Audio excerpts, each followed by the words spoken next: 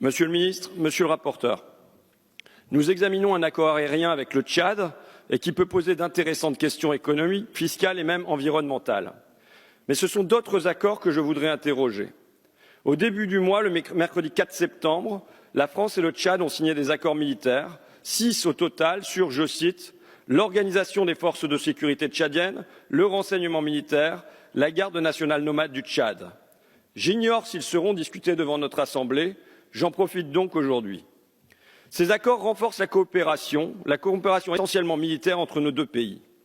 Ces accords renforcent, en fait, écoutez-moi, vous ne m'avez pas écouté, monsieur le ministre, j'ai bien dit que je parlais des accords militaires qui ont été signés le 4 septembre. Alors, avant de dire c'est pas, je me permets, mais avant de dire c'est pas possible, des accords militaires, je vais reprendre au début. Je demande à ce qu'on, il y a une mauvaise écoute du ministre, monsieur le président.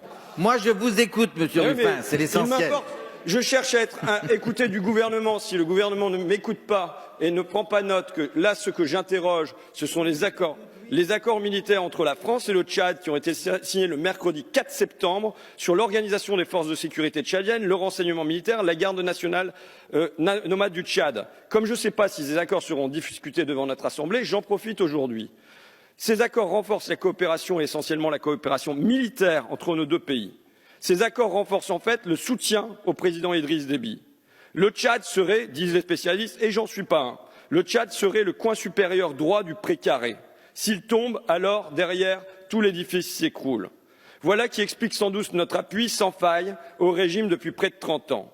Chez nous, les présidents passent Mitterrand, Chirac, Sarkozy, Hollande et désormais Emmanuel Macron. Là-bas, depuis 1990, un seul président demeure. Et c'est la même politique qui se poursuit entre nos deux pays, pour assurer, dit-on, la stabilité de la région. Mais la stabilité de la région se confond, semble-t-il, dans nos esprits, dans ceux des diplomates, avec la stabilité du président. À de nombreuses reprises, la France est intervenue dans les affaires tchadiennes, dans les affaires intérieures tchadiennes, pour en fait sauver le président Idriss Déby.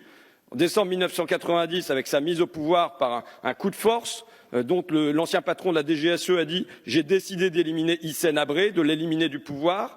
En avril 2006, quand les rebelles du FUC, Front Uni pour le Changement, sont entrés dans N'Djamena, et là le régime a été soutenu par les Français qui ont tiré sur des éléments du FUC. En février 2008, à nouveau, la guerre civile se poursuit. La rébellion est au bord de renverser Idriss Déby et à nouveau, c'est une intervention française des forces spéciales qui sauve le pouvoir d'Idriss Déby. C'est durant ces journées, je fais un aparté, que disparaît l'opposant Oumar Mahamat Saleh. Je me permets cet aparté parce que c'est quelqu'un qui a enseigné en France à la faculté d'Orléans comme professeur de mathématiques. Il avait été plusieurs fois ministre dans son pays. Il avait surtout été le leader de l'opposition démocratique, non violente. Et le 3 février 2008, il y a 10 ans maintenant donc, il était enlevé à son domicile par des soldats de la garde présidentielle. Quelqu'un qui avait résidé pendant des années en France. Et il se trouve qu'en plus, des conseillers militaires français étaient présents à la présidence tchadienne et, selon plusieurs témoignages, ont été en contact avec M. Saleh après son arrestation. Depuis plus de 10 ans, on est sans nouvelles. Son corps n'a jamais été retrouvé. La communauté des mathématiciens s'est mobilisée en France. L'Assemblée nationale s'est mobilisée. Elle a adopté de manière transpartisane une résolution pour que la France fasse la lumière sur cette affaire. C'était il y a une décennie plus tard, c'est toujours l'obscurité. La justice n'a pas avancé ni en France ni au Tchad.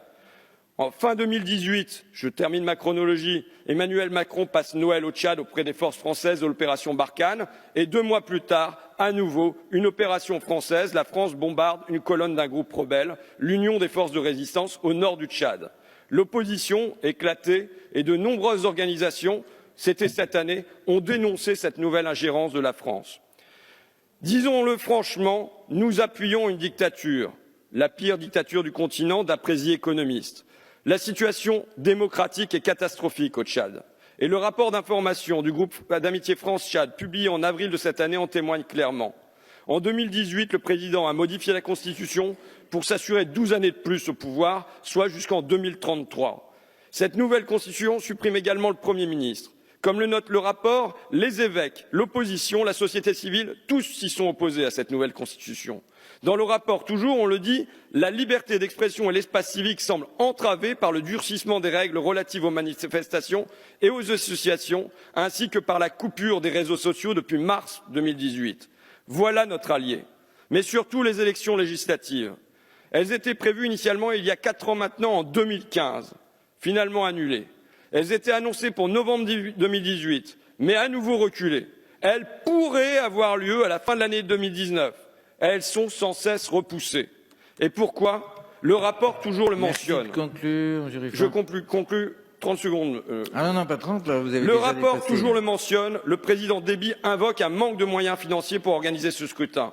Alors nous réclamons un autre accord, un accord pas seulement sur les avions, pas seulement sur les hélicoptères, les armes, les soldats, le renseignement militaire, mais un accord qui aide le Tchad à une transition démocratique, qui aide le Tchad à simplement organiser, voire financer ces élections législatives. Voilà la coopération prioritaire que nous souhaitons entre nos deux peuples.